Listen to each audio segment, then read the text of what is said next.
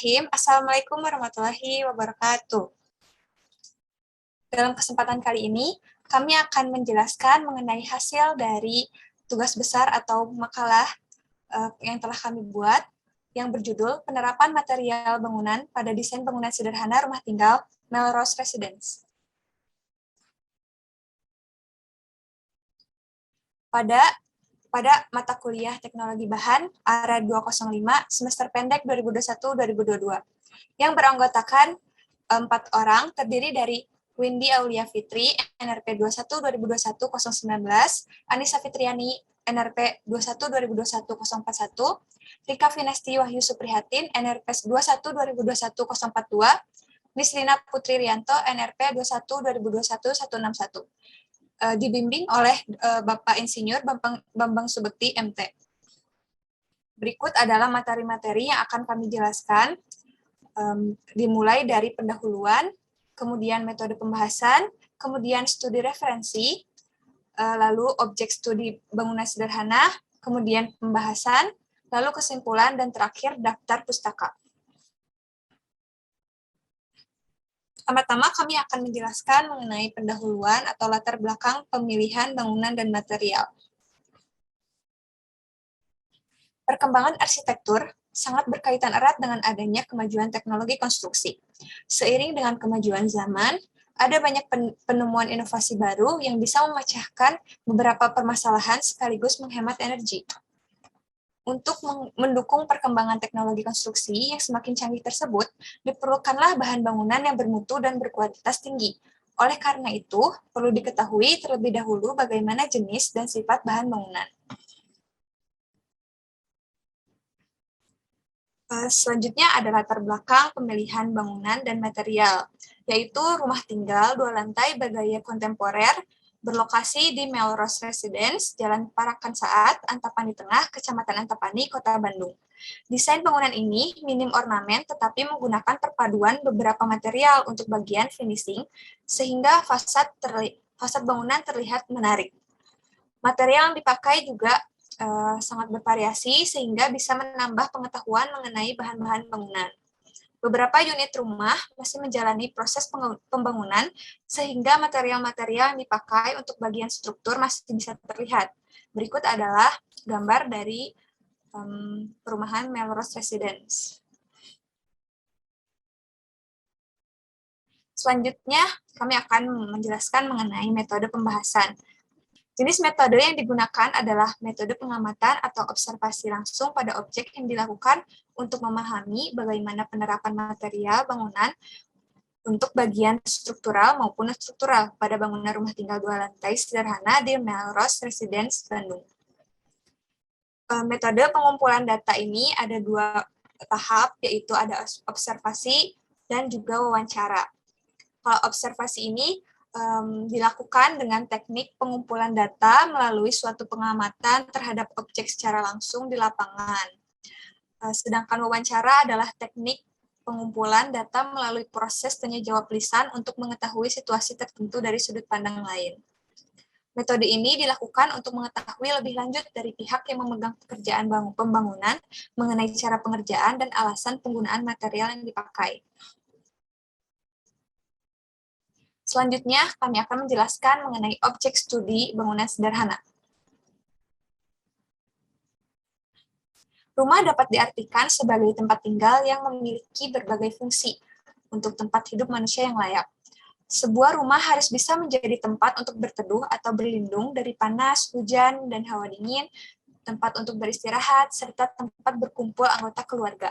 Oleh karena itu, rumah harus memberikan kenyamanan bagi penghuninya agar segala aktivitas di dalam rumah bisa berlangsung secara lancar. Melrose Residence ini dibangun pada tahun 2022 dengan luas tanahnya 96 meter persegi, luas bangunannya 92 meter persegi. Melrose Residence ini berada di Jalan Parakan Saat, nomor 12, Antapani Tengah, Kecamatan Antapani, Kota Bandung, Jawa Barat. Berikut adalah gambar denah lantai 1 dan denah lantai 2 dari perumahan Melrose Residence. Selanjutnya ada gambar potongan AA dan juga ada denah atap dari perumahan Melrose Residence. Dan ini ada tampak depan dan juga tampak belakang dari Melrose Residence. Berikut merupakan foto dokumentasi pelaksanaan yang kami laksanakan di lapangan. Berikut foto-fotonya.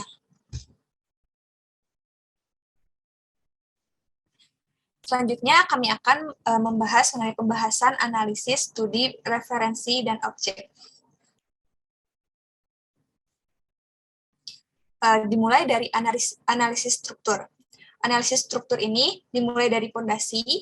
Bangunan Melrose Residence ini menggunakan pondasi menerus batu kali yang berfungsi untuk memikul seluruh beban bangunan dan meneruskannya ke permukaan tanah.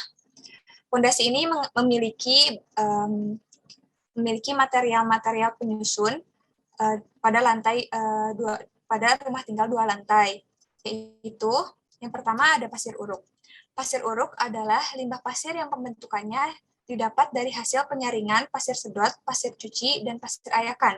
Pasir ini tidak sehalus pasir lainnya, begitu pula dengan kualitasnya. Fungsi utama pasir ini adalah membuat stabil permukaan tanah asli dan menyebarkan beban. Pasir uruk ini diratakan oleh alat timbris. Adapun ciri khas material ini adalah warnanya yakni abu-abu tua atau coklat. Pasir uruk juga dikenal punya kemampuan sangat baik dalam menyerap air. Selanjutnya ada unstamping atau sering disebut dengan batu kosong. Merupakan susunan batu-batu di atas lapisan pasir uruk. Dalam susunan batu-batu tersebut diisi pasir ke dalam celah-celah sehingga tidak ada rongga antar batu. Unstamping bangunan ini menggunakan batu belah berukuran 15 cm atau 20 cm. Berasal dari batu besar yang telah menjadi bongkahan kecil. Batu belah yang bagus dijadikan sebagai pondasi adalah yang bersih, tidak lapuk dan keras. Warna batu belah ini yaitu kehitaman atau coklat keputihan.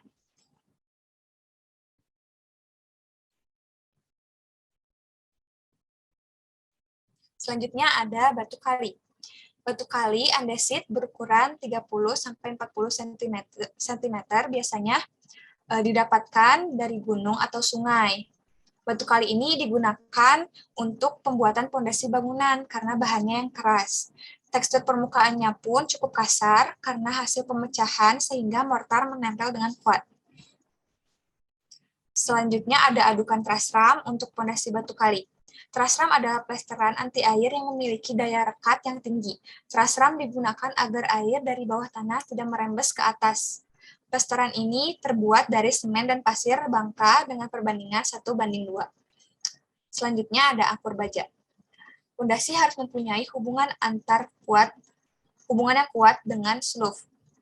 Hal ini dapat dilakukan dengan pembuatan angkur antara slope dan pondasi dengan jarak 1 meter. Angkur dibuat dari baja berdiameter 12 mm.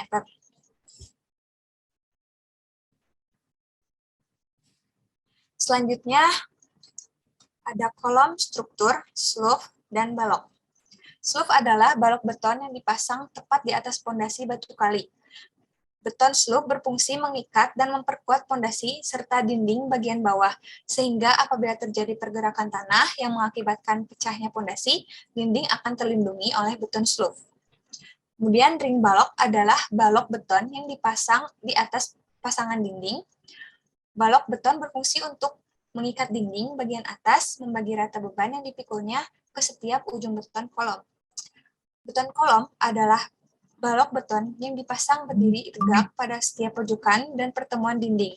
Beton kolom berfungsi sebagai tiang rumah yang bertugas memikul beban yang ada di atasnya. Selain memikul beban, kolom berfungsi mengikat pasangan dinding.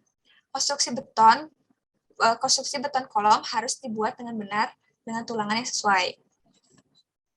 Pertama ada beton, material penyusun beton, slope, dan balok adalah campuran kerikil atau agregat kasar, pasir atau agregat halus, semen, air, dan zat aditif. Mutu beton yang digunakan adalah K250. Kemudian ada tulangan baja. Baja yang digunakan dalam rumah ini adalah baja yang berbentuk tulangan, yaitu kecil memanjang. Untuk bagian sengkangnya, baja yang dipakai adalah BJTP, baja tulangan polos, dengan ukuran diameter 12 mm. Tiap sengkang dipasang tiap jarak 15 cm. Untuk tulangan pokoknya menggunakan BJTD, baja tulangan deform, atau baja ulir dengan diameter tulangan 12 mm.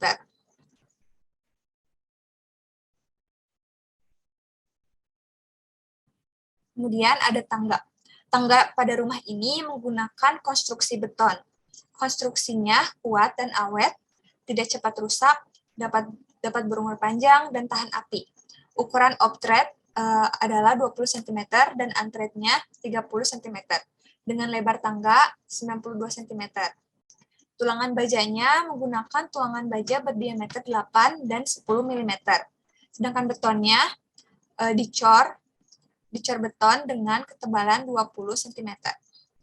Kemudian ada plat lantai. Dalam proses pembuatannya, plat lantai beton bertulang, dicor, dan bertumpu pada balok dan kolom pendukungnya. Keunggulan plat lantai ini dapat mengisolasi suara, tahan api terhadap lapisan kedap air, dan mempermudah pemasangan tegel. Kemudian tulangan bajanya menggunakan tulangan baja diameter 10 mm dengan jarak 20 cm. Betonnya memiliki mutu beton K250. Bismillahirrahmanirrahim. Terima kasih untuk Anissa untuk pemaparannya. Selanjutnya dilanjut oleh saya, yaitu dengan membahas atap baja ringan. Atap baja ringan ini adalah salah satu material bangunan yang digunakan sebagai konstruksi, terutama di bagian atap. Ia bisa digunakan untuk membangun rumah, pabrik, serta bangunan publik lainnya. Material bangunan ini biasanya terbuat dari campuran seng dan aluminium. Struktur atap baja ringan memiliki berbagai elemen, di mana fungsinya bukan hanya sebagai pemberi bentuk atap, melainkan juga untuk menopang seluruh beban di atasnya, termasuk penutup. Berbeda dari kayu, susunan rangka atap baja ringan merupakan satu kesatuan yang tidak dapat dipisahkan, sehingga setiap kokoh dalam memikul beban di atasnya. Nah, untuk atap baja ringan plana, penggunaan rangka atap baja ringan model plana tidak hanya dipakai di Indonesia, melainkan juga populer dipakai di negara-negara barat. Untuk ciri-ciri atap baja ringan memiliki dua sisi miring yang menyatu di puncak, sehingga tampak seperti segitiga. Nah, untuk kemiringannya, digunakan sisi pun membuat tipe atap ini cocok diterapkan di Indonesia karena akan memudahkan turunnya air hujan ke tanah. Lebih dari itu, desain atap plana juga tak lekang oleh waktu dan dapat dipadukan dengan model rumah minimalis. Untuk keunggulan atap baja ringan diantaranya adalah yang pertama ringan dan mudah memasangnya. Untuk yang kedua kuat dan awet. Dan ketiga mudah dibentuk dan disambung. Untuk yang terakhir tegangan tarik tinggi. Nah, untuk kekurangan atap baja ringan, diantaranya pertama, harga tidak murah. Untuk yang kedua, mudah terbawa angin. Untuk yang ketiga, tampilan tampak acak-acakan. Dan yang terakhir, ini rentan roboh jika tidak teliti pemasangannya. Untuk struktur atap baja ringan, kuda-kuda baja ringan, kuda-kuda ini berfungsi sebagai material struktural yang mampu menahan berat sendiri, bobot atap atau penutup, serta beban hidup lainnya. Ada beberapa komponen penyusun kuda-kuda baja ringan, yaitu untuk yang pertama ada top chord, yang kedua button chord, yang ketiga web. Untuk mur plat atau top plate, Komponen ini digunakan sebagai dudukan kuda-kuda untuk membentuk atap serta membuat sistem kuda-kuda berjaringan menjadi satu kesatuan yang kuat. Bracing ini merupakan pengaku atau pengikat pada struktur atap berjaringan yang terdiri dari beberapa jenis, yaitu ada top chord bracing, bottom chord bracing, diagonal web bracing, dan yang terakhir lateral T. Untuk ring ini komponen satu berfungsi sebagai dudukan penutup atap, pemasangannya melintang di atas top chord dengan jarak tertentu atau sesuai dengan jenis atap yang digunakan. Knock ini adalah jurai luar. Jurai luar ini adalah bagian tajam pada atap yang berawal dari garis tiris atap sampai bubungan, serta merupakan pertemuan dua bidang atap bangunan dengan sudut mengarah keluar. Nah, talang ini adalah jurai dalam. Komponen ini merupakan bagian tajam pada atap yang letaknya dari garis tiris atap hingga bubungan, serta ada pertemuan dua bidang atap pada sudut bangunan ke dalam. Nah, ini untuk analisis penyaluran beban. Analisis non-struktur, yaitu ada dinding. Dinding ini menggunakan bata merah. Bata merah ini pengisi bangunan rumah menggunakan bata merah. Ukuran bata merah yang dipakai 10 x 5 x 20 cm. Untuk material ini tahan terhadap panas sehingga dapat menjadi perlindungan tersendiri bagi bangunan dari bahaya api. Nah, untuk ukuran yang kecil memberikan kemudahan dalam hal pengangkutan, murah harganya, dan mudah didapat. Untuk pemasangan bata, yang berada di atas permukaan tanah menggunakan semen pasir dengan perbandingan 1:6 dengan siar bata berukuran 1,5 cm. Nah, untuk angkur baja ini berdiameter 12 mm ditambah tiap 6 tumpukan bata merah untuk mengikat bata dengan kolom. Selanjutnya ada plesteran. Plesteran ini untuk dinding di atas permukaan tanah menggunakan perbandingan semen dan pasir 1:5 untuk dinding kamar mandi dan 20 cm dari permukaan tanah menggunakan perbandingan 1:2 agar kedap air. Selanjutnya ada acian. Acian ini menggunakan campuran semen dan air. Acian berfungsi untuk menutup pori-pori yang terdapat pada plesteran dan menghaluskan permukaan plesteran agar terlihat lebih rapi. Selanjutnya ada batako. Batako ini dinding benteng pembatas bangunan memakai dinding batako. Sifatnya yang tahan air, cocok dipakai di luar ruangan. Selanjutnya ada finishing dinding. Yang pertama ada cat. Cat ini untuk mendapatkan hasil yang baik, pengecatan dilakukan sebanyak 3 kali. Lapisan pertama, dinding rumah ini menggunakan cat dasar yang berbahan dasar air untuk mengecilkan pori-pori dan mengurangi serangan kali tembok. Meratakan penyerapan cat pada permukaan tembok baru, lalu lapisan kedua menggunakan cat yang biasanya merekatkan lapisan cat pertama dan ketiga. Lapisan terakhir menggunakan cat finishing, no drop warna putih agar dinding kedap air dan tahan lama. Selanjutnya ada keramik. Keramik ini dinding kamar mandi dan dapur dilapisi dengan keramik. Untuk selanjutnya ada batu alam.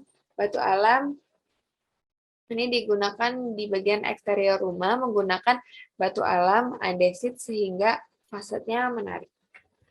Untuk penutup lantai, untuk denah lantai 1 dan lantai 2 sebagai berikut.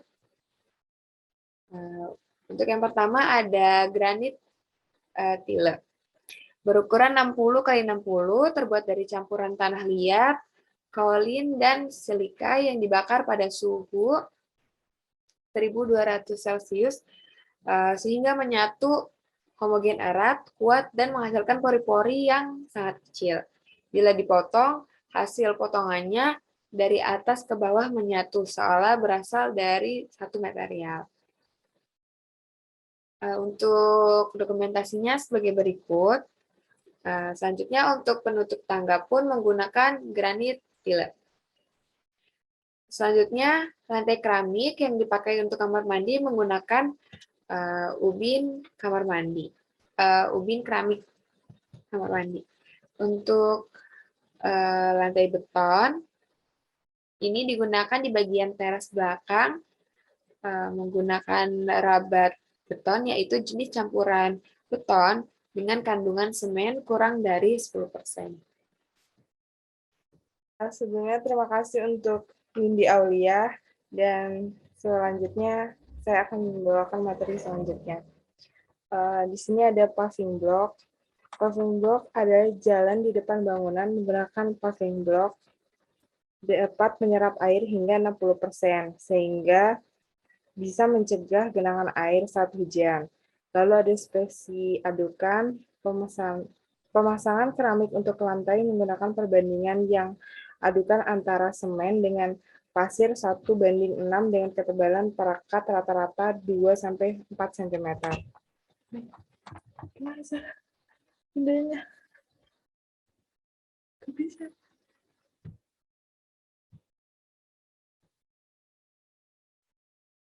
Selanjutnya, atap genteng beton. Genteng beton hadir dalam model rata-rata yang dinamakan genteng flat. Genteng beton datar. Genteng ini sangat cocok diterapkan pada bangunan bergaya minimalis. Genteng beton lebih berat dibandingkan genteng keramik maupun genteng tanah liat. Bisa mencapai 4-4,2 kg per keping. Sebagai untuk ukuran genteng beton dibuat menggunakan campuran semen dan pasir yang kemudian dikombinasikan dengan pigmen berwarna. Campuran ini nantinya akan diolah dalam ekstrusi tekanan tinggi dan dipanasi. Hasil akhirnya berupa genteng beton yang berkualitas. Genteng beton secara umum akan memiliki spesifikasi seperti untuk kemiringan kurang dari 25 derajat atau daerah dengan curah hujan tinggi dianjurkan menggunakan underlay. Untuk kemiringan kurang dari 40 derajat, daerah berangin kuat dianjurkan menggunakan sekrup. Untuk spesifikasi genteng beton secara umum ada di tabel sebagai berikut, dan brosur spesifikasi genteng beton ada di brosur tersebut. Lalu selanjutnya ada kelebihan genteng beton dan kekurangan genteng beton. Untuk kelebihan genteng beton sendiri ada 5, yaitu pertama memiliki daya tahan yang kuat. Yang kedua dapat menahan serangan biologis. Genteng beton juga dapat menahan serangan biologis seperti suhu udara dan polusi suara. Yang ketiga, punya bentuk dan warna yang variatif. Genteng beton ini dapat dicat ulang apabila kamu ingin mengganti warnanya. Yang keempat, mampu memantulkan panas saat terpapar panas matahari. Genteng beton mampu memantulkan panas agar tidak masuk ke dalam rumah. Lalu yang kelima, tidak mudah berubah bentuk. Dalam proses produksi genteng beton tidak memerlukan pembakaran sehingga bentuk dan ukuran genteng beton tidak akan berubah presisi dan tetap serupa satu sama lain. Untuk hemat energi, penggunaan genteng beton secara tak langsung membuat hemat energi. Secara massa termal genteng beton yang berat akan membantu mengatur suhu di dalam ruangan. Untuk kekurangannya sendiri ada 3, yaitu pertama bobot. Genteng beton dinilai paling berat dari jenis genteng lain sehingga itu dapat membebani struktur. Yang kedua, kurang tahan dari kebocoran karena interlock tidak sempurna dan keretakan pada bodi. Lalu selanjutnya membutuhkan perawatan yang ekstra. Genteng beton membutuhkan perawatan ekstra berupa pelapis khusus dan emulsi yang diaplikasikan setiap jangka waktu tertentu. Hal ini bertujuan untuk kondisi dan kualitas genteng beton tetap terjaga. Tidak cocok untuk semua kemiringan atap. Penggunaan genteng beton sebetulnya hanya cocok untuk atap dengan kemiringan yang relatif tajam. Lalu selanjutnya ada pintu kayu bingkarai. Kayu bingkarai kerap disebut dengan nama yellow balau. Jenis kayu yang satu ini banyak ditemukan di kawasan hutan tropis seperti di Kalimantan. Terdiri dari berbagai macam tekstur seperti halus dan sedikit kasar, kayu bingkarai juga memiliki tingkat kekerasan yang tinggi. Selain itu, kayu bingkarai juga mempunyai bobot yang sedikit lebih berat ketimbang kayu jati. Kayu bingkarai termasuk kayu yang cukup awet dan kuat, dengan tingkat kelas kuat 1 atau 2. Kayu bingkarai memiliki kekuatan menahan beban dengan baik, baik arah serat kayu maupun tegak lurus kayu. Salah satu model dengan desain daun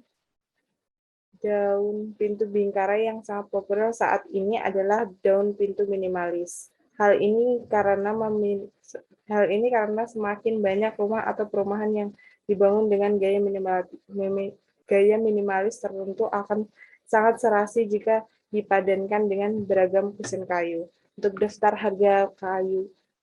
Untuk daftar pintu bingkarai sebagai berikut. Berikut ada kelebihan dan kekurangan kayu bingkarai. Kelebihan utama dari kayu bingkarai adalah tingkat ketahanan yang tinggi terhadap cuaca. Untuk kekurangan, meski punya tingkat ketahanan tinggi, bingkarai tak terlalu cocok kalau digunakan untuk material interior. Selanjutnya ada pintu kayu bingkarai. Yang pertama ada engsel pintu kupu-kupu, memiliki bentuk menyerupai kupu-kupu. Engsel pintu jenis ini dibuat dari material logam dan berbentuk tipis. Untuk fungsinya, engsel pintu kupu-kupu dipakai untuk menghubungkan daun pintu dan bingkai pintu berbobot ringan. Lalu ada strike plate mortise loop. Terbuat dari bahan stainless steel dengan panjang 19,5 cm dan menggunakan button skrup atau baut. Lalu ada handle pintu, berbentuk kotak atau persegi panjang dan menggunakan material besi. Dan selanjutnya ada jendela. Jendela rumah dapat diartikan sebagai salah satu lubang yang terdapat penutupnya. Biasanya dipasang di dalam dinding rumah atau bangunan lain yang mempunyai berbagai macam bentuk. Jendela minimalis merupakan jendela yang dibuat secara tepat guna, rapi tanpa mempunyai banyak ornamen serta diletakkan di tempat yang memang diperlukan. Lalu, manfaat jendela rumah, yaitu melihat kondisi di luar rumah sebagai pintu masuk udara dan cahaya matahari, sirkulasi udara sebagai emergency exit, dan lain-lain sebagainya. Lalu ada kaca bening clear glass. Kaca bening adalah kaca yang paling populer dipakai pada bangunan umumnya.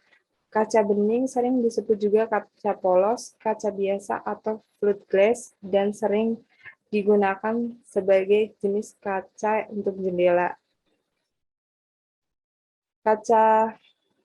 Kaca bening memiliki sifat transparan, rata permukaannya, bersih dan bebas distorsi sehingga nyaman untuk kehidupan manusia sehari-hari. Lalu ada kusen jendela, dan ini berikut foto-fotonya. Lalu ada pintu kaca 1,3,5 kali 2,5 meter ini tembus cahaya sehingga memudahkan cahaya matahari masuk ke dalam rumah dan bisa menghemat penggunaan lampu. Berikut presentasi dari saya yang akan dilanjutkan oleh Miss Rina. Baik, terima kasih untuk Rika atas pemaparannya. Saya Ines Rina Putri, izin untuk melanjutkan presentasi. Di sini kami juga melakukan analisis terhadap material penggunaan kusen di rumah ini. Untuk rumah ini menggunakan kusen aluminium. Kusen ini merupakan aluminium ini merupakan bahan metal yang unik. karena ringan, anti karat, serta mudah dikerjakan maupun perawatannya mudah. Nah, untuk kusen aluminium ini bisa memantulkan panas hingga 90%, sehingga lebih sejuk daripada bahan yang lain. Nah, oleh karena itu, suhu dalam ruangan hari panas dapat lebih rendah daripada penggunaan bahan kusen dari lain. Nah, untuk kombinasi kusen aluminium pintu kayu ini bisa menjadi bahan tambahan untuk mempercantik rumah. Nah, untuk keuntungannya yaitu yang pertama, daun pintu bisa lebih tahan lama karena sulit dijangkau rayap. Lalu estetika alami tetap dipertahankan dengan serat-serat kayu pada daun pintu, apalagi jika kusen aluminium juga bercorak yang sama. Lalu untuk keuntungan selanjutnya yaitu keindahan permainan panel dengan bermacam-macam pola daun pintu masih tetap bisa dipertahankan. Lalu untuk kelemahannya itu yang pertama, pemasangan kusen memerlukan kehati-hatian. Lalu sering terjadi sambungan pada siku kusen sehingga ada celah yang sering tidak rapi. Lalu sulit untuk menyesuaikan bentuk kusen lengkung.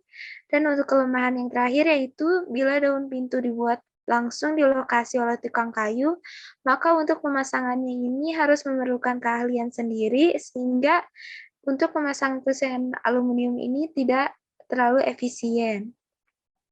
Nah, untuk ukuran kusen aluminium ini memiliki tebal 5 cm dengan lebarnya 120 cm dengan panjang 250 cm. Nah, untuk di penggunaan kusen ini juga terdapat material tambahan yaitu silikon sealant yang berfungsi untuk mencegah celah agar tidak bocor dan merakatkan dua permukaan. Nah, silikon sealant ini terbuat dari golongan anorganik yang merupakan bahan dasar silikon polimer. Lalu untuk selanjutnya kami melakukan analisis terhadap plafon dan lisplang. Untuk plafon di sini rumah ini menggunakan rangka hollow karena rangka ini memiliki daya tahan yang sangat baik terhadap rayap dan perubahan cuaca. Proses pemasangannya pun terbilang mudah dan cepat, bobotnya ringan, dan mudah dibentuk. Nah, untuk sambungan antara hollow ini menggunakan skru. Lalu untuk bahan plafonnya sendiri, yaitu yang pertama di sini menggunakan DRC board. Material ini merupakan perpaduan dari serat dan semen serta glass fiber sebagai bahan penguatnya. Nah, oleh karena itu, permukaannya itu lebih halus dan rata dibandingkan dengan plafon gipsum. Nah, plafon ini tahan air dan tahan lama sehingga cocok dipakai juga untuk menjadi lisplang di luar ruangan dan menjadi plafon kamar mandi. Lalu untuk jenis plafon selanjutnya yaitu menggunakan plafon gypsum board. Nah, pemasangan plafon gypsum ini menggunakan rangka hollow jauh lebih cepat karena umumnya memiliki permukaan yang lebih presisi. Nah, untuk pemasangan plafon gypsum ini pun cukup tahan lama dan tidak terlihat sambungannya. Hanya saja gypsum ini rentan terhadap rembesan air. Nah, untuk pemasangannya ini menggunakan skrup, dan untuk bagian sambungannya biasanya diberi dempul agar tidak terlihat. Lalu selanjutnya, untuk material kanopinya ini menggunakan rangka besi hollow karena mempunyai kekuatan dan ketahanan yang baik.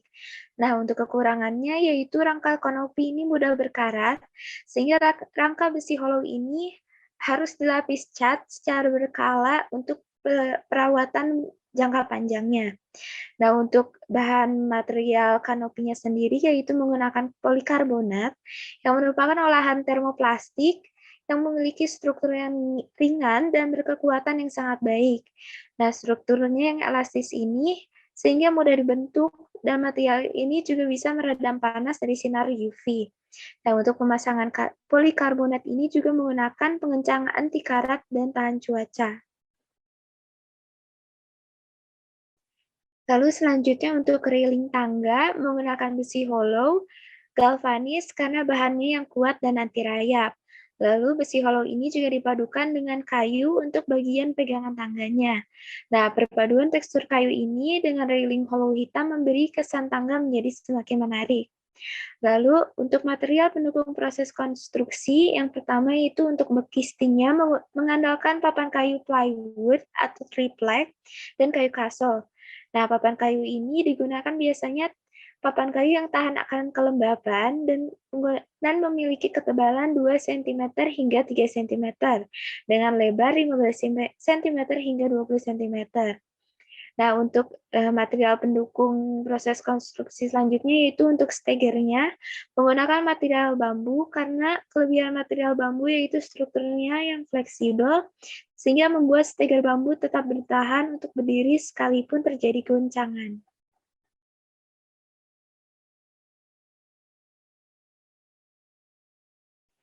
Lalu kami juga melakukan analisis untuk material utilitas di rumah ini. Yang pertama yaitu toilet dan wastafel menggunakan keramik yang dikenal sebagai bahan yang kuat, awet, dan tahan gores. Tampilannya pun sedap dipandang, higienis, dan mudah dirawat. Lalu selanjutnya untuk keran dan shower menggunakan bahan stainless steel 316 yang tahan karat dan lebih tahan terhadap kandungan asam. Lalu untuk kitchen sink di wastafel dapurnya yaitu menggunakan stainless steel yang merupakan produk baja alloy yang bersifat tahan korosi. Lalu selanjutnya untuk saklar dan stop kontaknya terbuat dari bahan plastik untuk menghindari adanya risiko sengatan listrik. Nah, menggunakan plastik ini karena plastik merupakan bahan isolator sehingga bisa menghambat aliran listrik. Lalu untuk penggunaan material pipa yaitu menggunakan bahan termoplastik PVC karena pipa PVC ini anti karat dan tidak mudah keropos. Pemasangannya pun cepat dan harganya cenderung murah. Lalu untuk lampu menggunakan lampu plafon downlight berbahan aluminium. Lalu selanjutnya kami juga membahas untuk material kabel. Nah, untuk kabel di rumah ini menggunakan pelindung kabel listrik menggunakan bahan isolator, yaitu campuran plastik dan karet seperti chloroprene rubber, dan CR ini sering dipakai karena sifatnya yang lentur dan tidak menghantarkan listrik. Lalu untuk drainase pembuangan airnya, terbuat dari 100% kuningan, karena kuningan merupakan material campuran logam, tembaga, dengan zinc, sehingga kuningan ini memiliki daya tahan terhadap korosi yang kuat, dan juga padat dan tidak berongga. Lalu untuk material septic tank di rumah ini yaitu menggunakan septic tank biofilter. Jenis ini lebih praktis karena terbuat dari termoplastik yang kokoh sehingga kuat dan tahan lama.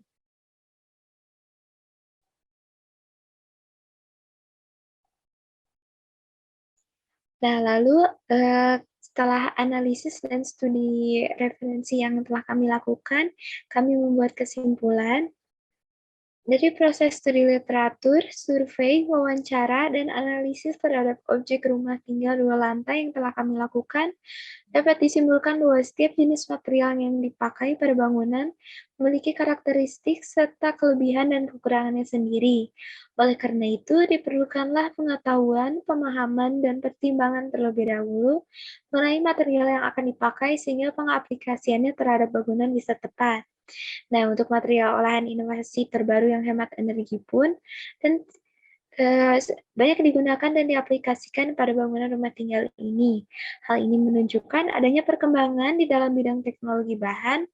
Dengan makin berkembangnya teknologi bahan ini, pihak perancang bangunan dapat mengembangkan kreativitas desainnya dalam penggunaan bahan bangunan.